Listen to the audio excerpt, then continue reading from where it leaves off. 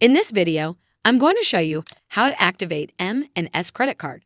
This is a step-by-step guide, so please follow along to get a better understanding. But before we dive into its activation methods, let's make sure you have everything you need. First off, you'll obviously need your physical credit card itself. Additionally, you might also need some personal identification details for verification, like your social security number, date of birth, or your bank account details. Step 1. You'll need to head over to this webpage. And once you're on this page, you need to scroll down to this section. Over here, you'll find an activation phone number. Give this number a call, and you'll be guided through an automated system that will ask you for your card number and some personal verification details to complete the activation process.